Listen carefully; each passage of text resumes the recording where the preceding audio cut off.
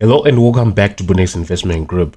In this particular video, we are going to use the Traders Dynamic Index and formulate a strategy around that particular knowledge. So if you want to learn, please sit back, relax, and take some notes. Right, so the first step is to find the pair that you want to trade. That is always the first step. On that particular pair, what you are going to require is having this indicator, which I can give you for free, and I've already posted it in our free Telegram channel. Please check it out so that you can get one for yourself. All right, so what we are going to be using is what we call the shark fin of this Traders Dynamic Index. But we are not going to be trading off those shark fins, but we are going to trade what we call a shark fin of a shark fin, which is what I am about to show you. So the first step is to always start on the H4 time frame. You want to go on the H4 time frame because that is where usually market makers use to induce liquidity, as well as to convince traders to take opposite entries to what they intend to do. All right, so on that particular H4 time frame, you are going to require these moving averages, which are not per se to predict where the market is going to move next, but they are there to smoothen what we want to see in terms of trends. Then this Traders Dynamic Index will be there to basically give you points of swing highs or swing lows of the H4 time frame. So how do we determine those points of swing highs and swing lows of the H4 time frame? We are going to find these shark fins. What is a shark fin? On the Traders Dynamic Index, there are several indicators that are incorporated into one to create an indicator that is able to find volatility as well as sentiment at the same time. So here we have the green line, which is called the RSI line, and we have the blue lines, which are volatility bands. These are the boundaries of the RSI line, and whereby when the RSI goes outside of these blue bands, we call it a shark fin.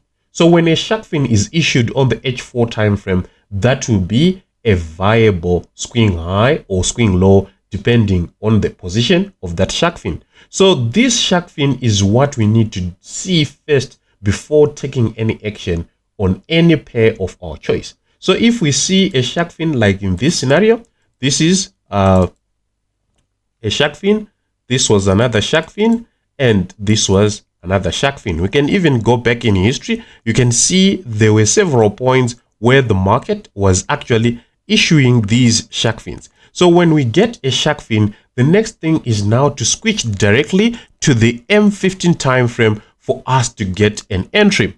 So it's shark fin on the H4 time frame, and then we go to the M15 time frame to find a point of entry.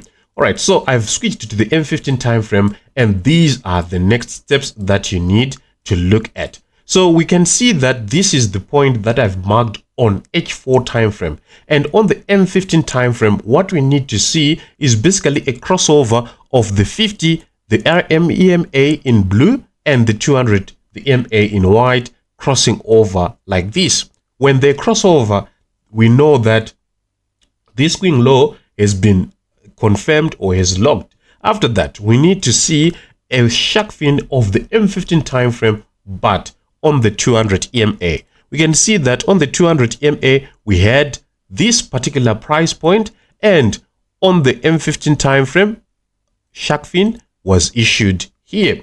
So if we get a retest of the 200 EMA as well as a retest of the 200 EMA as well as an M15 shark fin after an H4 shark fin, that is a point of high probability. You can see that from here we could enter at candle close above the 13 EMA, which was at this particular point, and the market went straight right into our profit, and we could book some money out of that particular trade. Let's go on another example that I've marked on the H4 time frame. So in this period, you might say I'll be sitting on my hands. No, because you can trade a lot of pairs using this particular trading strategy. We can see that here we had this was actually on the H4, it was a peak high from the upside going to the downside. Therefore, we can see that we had this drop. It's unfortunate here we did not have a proper entry point because we want to get a shark fin after 50-200 EMA cross. That was not, there was no point right there. Here we can see that there was a 250 EMA cross on the H4. We had a shark fin. So after this 200, we can see an M15 shark fin right at this particular point, and on price chart it occurred at this particular point. Therefore, our entry was going to be at candle closure below the 13 in this case, which is at this particular price point, and the market went to the downside like that. So basically what we want to see is H4 shark fin, and then after confirming an H4 shark fin, we want to see an M15 shark fin. If we have those two in line, we now make our entry without fear, basically like that. All that you need to do is to at least backtest this particular trading strategy so that you can attain some confidence in trading with it. On that note, we've come to the end of our today's video. Thank you for watching. Like and subscribe, and I'll see you in the next one.